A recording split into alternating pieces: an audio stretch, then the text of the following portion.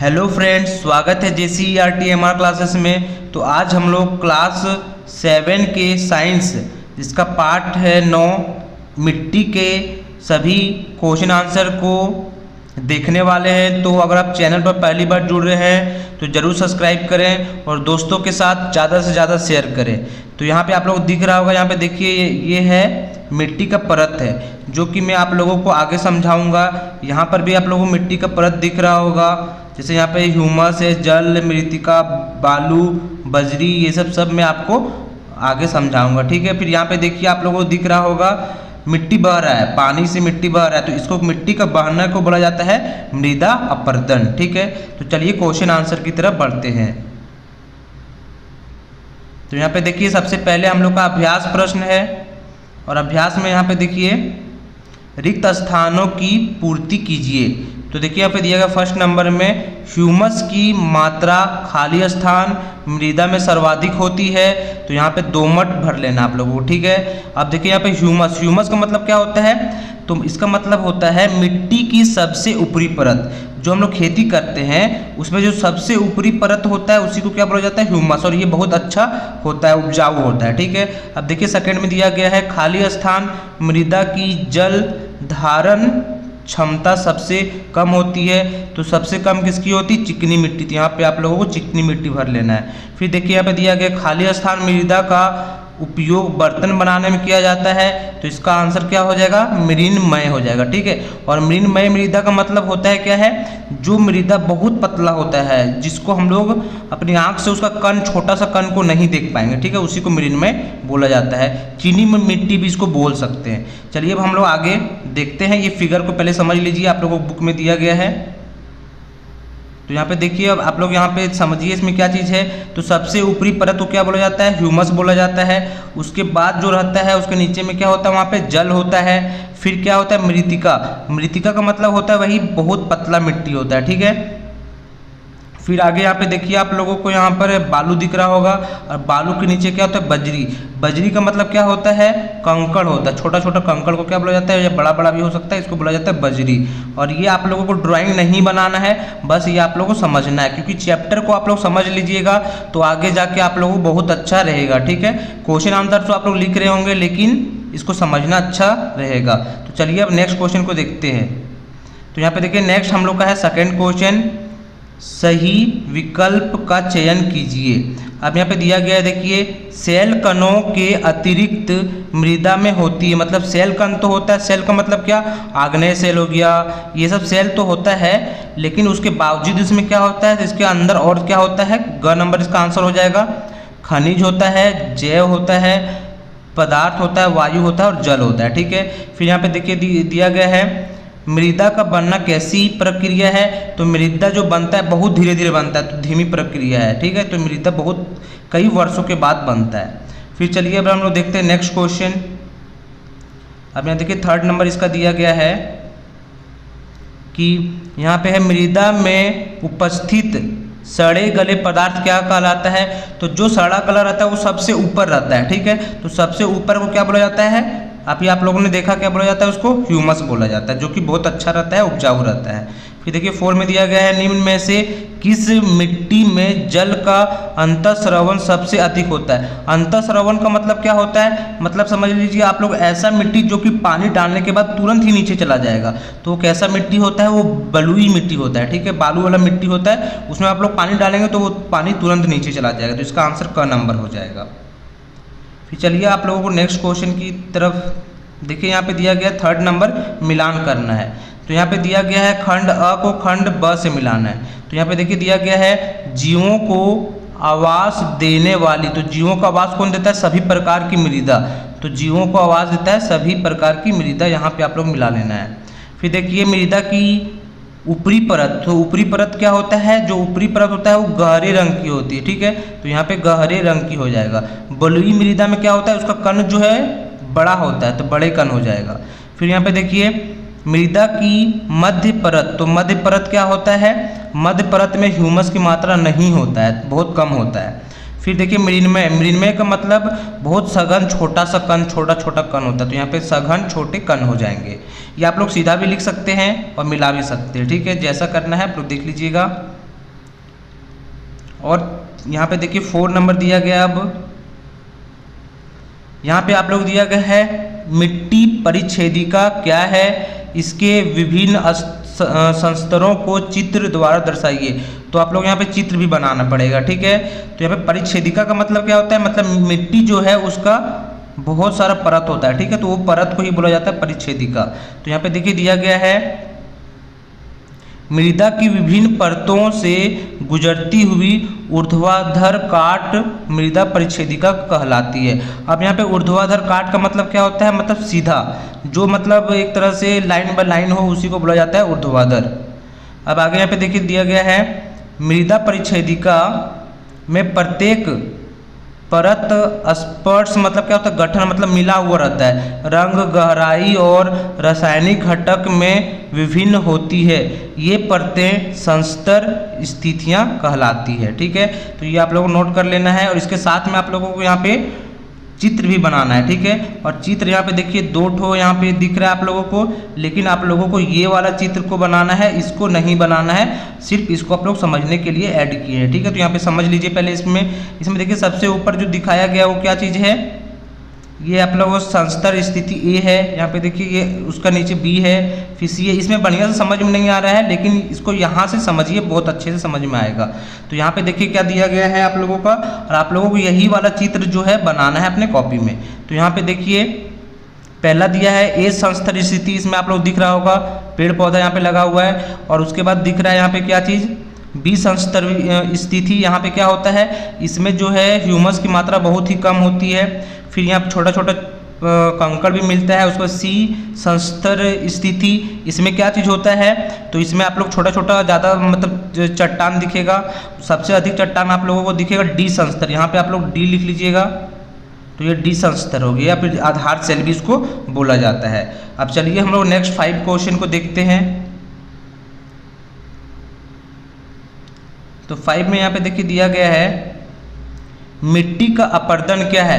तो अपर्दन मतलब क्या होता है, मिट्टी का बहना, इसी को अपर्दन बोला जाता है। इसके विभिन्न कारकों के बारे में लिखिए। तो यहाँ पे देखिए इसका आंसर हो जाएगा पवन, जल, बर्फ द्वारा मिट्टी की ऊपरी परत का हटना मृदा का अपर्दन कहलाता है।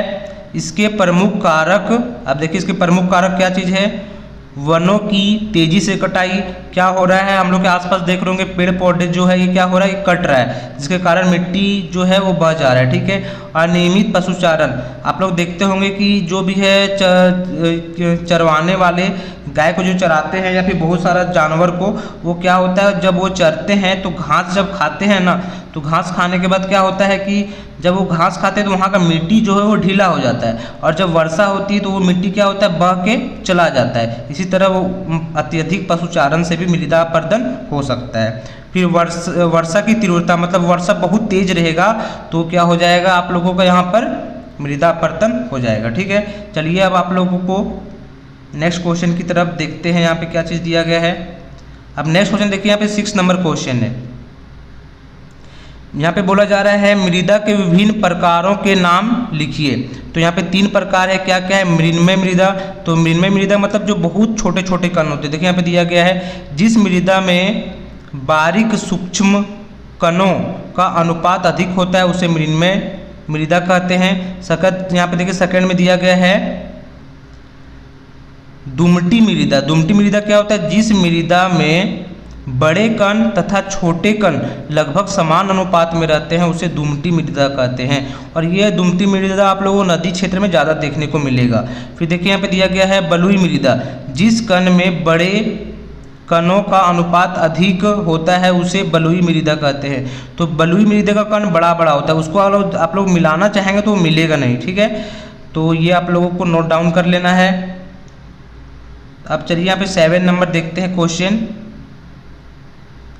देखिए यहाँ पे 7 नंबर में दिया गया है मृदा संरक्षण के लिए विभिन्न उपायों का वर्णन करें। तो मृदा संरक्षण के उपाय क्या क्या हैं, तो फर्स्ट नंबर में देखिए अधिक से अधिक वृक्ष लगाना है।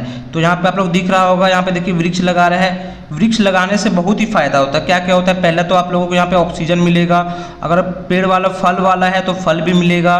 फिर यहाँ से आप लोगों को क्या होगा, ऑक्सीजन तो मिलेगा, और जब पेड़ सूख जाएगा तो यहाँ से लकड़ी भी मिलता है, तो पेड़ से बहुत ही फ़ायदा होता है। तो पेड़ ज़रूर से ज़रूर अपना लाइफ में लगाना है आप लोगों को भी, ठीक है। फिर देखिए सेकंड में दिया गया है यहाँ पर वनों की कटाई पर रोक लगाना। तो आप लोग देख रहे होंगे वन जो है पेड़ पौधे बहुत अधिक कट रहे हैं, तो इस पर आप लोग भी रोक लगा सकते हैं, ठीक है। तो पेड़ को बचाएंगे तो क्या होगा, पर्यावरण ज़्यादा प्रदूषित नहीं होगा। फिर देखिए यहाँ पे नेक्स्ट क्या चीज़ है, अत्यधिक पशुचारण पर रोक लगाना। मतलब पशुचारण जो है ज़्यादा नहीं चरवाना है, नदी के किनारे तो बिल्कुल नहीं, तो वहाँ से भी क्या इसको आप रोक देंगे, अधिक से अधिक अगर नहीं होने देंगे तो भी क्या होगा, यहाँ पे मृदा को आप लोग बचा सकते हैं। फिर देखिए यहाँ पे दिया गया है पर्वतीय ढाल भूमि पर सीढ़ीनुमा खेती की जानी चाहिए।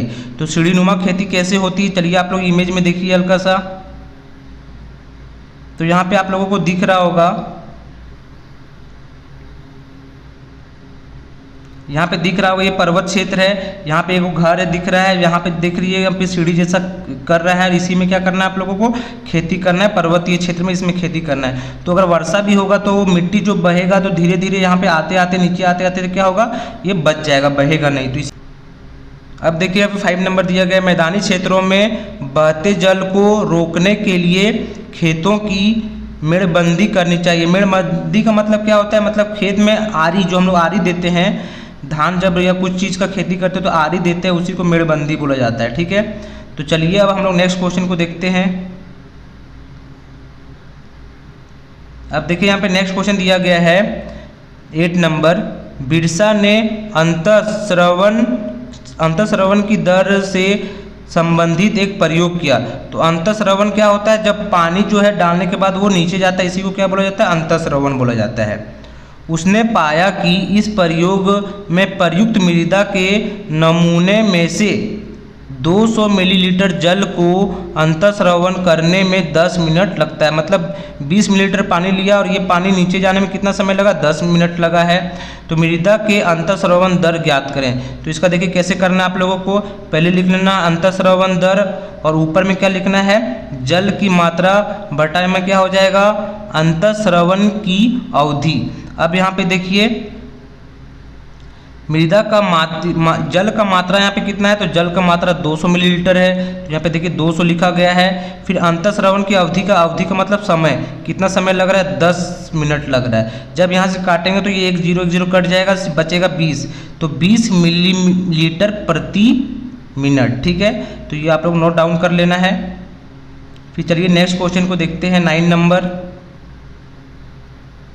अब यहाँ पे देखिए 9 में आप लोग को यहाँ पे दिया गया है, मृदा प्रदूषण रोकने के उपायों के बारे में बताएं। तो देखिए फर्स्ट नंबर में है, प्लास्टिक के सामान एवं पॉलीथीन की थैलियों के उपयोग पर प्रतिबंध लगाना। मतलब प्लास्टिक के सामान को उपयोग नहीं करना है।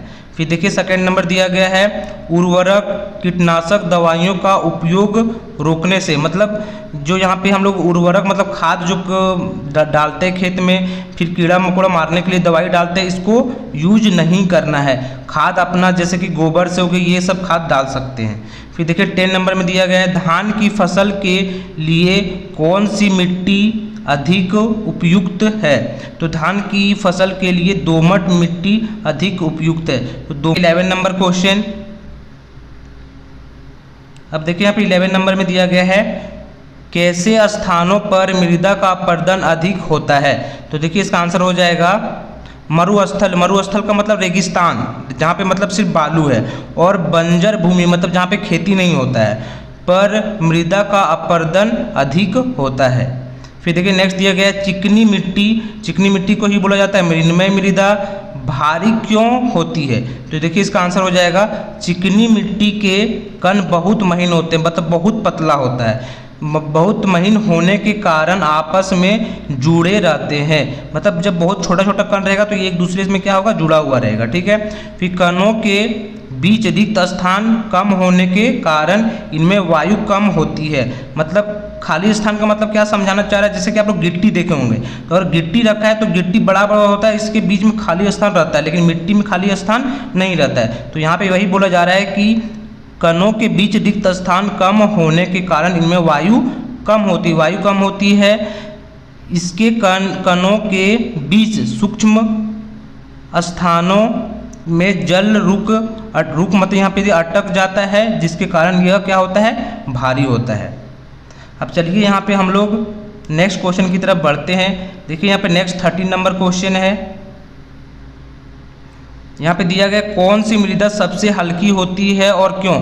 तो सबसे हल्की मृदा कौन सी होती है, बलुई मृदा होती है। सबसे हल्की होती है क्योंकि इसमें और कणों की अपेक्षा बड़े कण होते हैं, मतलब इसमें जो कण है छोटा नहीं होता है, हल्का बड़ा बड़ा होता है, जिससे ये आपस में नहीं जुड़ पाते, इसलिए इन कणों के बीच बहुत रिक्त स्थान होता है।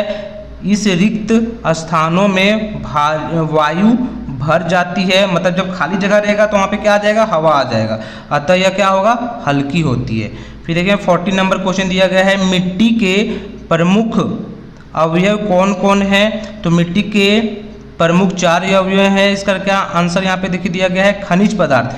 खनिज पदार्थ मतलब क्या हो जाएगा, जो जैसे कि हो गया लोहा हो गया, मिट्टी में होता है, फास्फोरस होता है, नाइट्रोजन होता है, ऑक्सीजन होता है, उसके अंदर ये कितना परसेंट होता है, 40% होता है, ठीक है। फिर भूजल, भूजल मतलब जल जो है जमीन के अंदर 25% में होता है।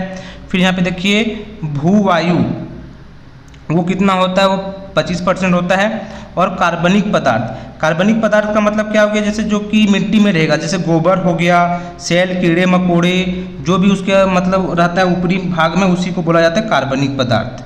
तो ये कितना परसेंट होता है, तो ये 10% होता है, ठीक है। अब चलिए हम लोग नेक्स्ट क्वेश्चन को देखते हैं। ये हम लोग लास्ट क्वेश्चन है। तो अगर आप लोग चैनल में पहली बार जुड़ रहे हैं तो जरूर सब्सक्राइब करें और दोस्तों के साथ अधिक से अधिक शेयर करना है। तो यहाँ पे देखिए दिया गया है लास्ट क्वेश्चन में, मिट्टी संरक्षण के लिए वृक्षारोपण क्यों आवश्यक है। तो यहाँ देखिए इसका आंसर हो जाएगा, मिट्टी संरक्षण के लिए वृक्षारोपण इसलिए ज़रूरी है क्योंकि इससे मिट्टी का अपरदन रुक जाता है। तो कैसे रुकता है इसके बारे में देखिए, यहाँ पे जब ये पेड़ रहेगा तो उसके जड़ में क्या होता है, जब पेड़ रहेगा तो जड़ में मिट्टी पकड़ के रखता है। तो जब मिट्टी पकड़ के रखता है तो ये मिट्टी रोक लेता है। तो इससे क्या होता है, जिससे यह संरक्षित रहते हैं, इससे हमें पर्याप्त मात्रा में मिट्टी की प्राप्ति होती है, जिससे हम लोग क्या करते हैं, अच्छी फसल होती है। तो ये हम लोग का आज का क्वेश्चन आंसर कंप्लीट होता है। अगर आप लोग चैनल पर पहली बार जुड़े तो ज़रूर सपोर्ट करना है, ठीक है। तो अब मिलते हैं हम लोग नेक्स्ट वीडियो में। थैंक यू, जय हिंद।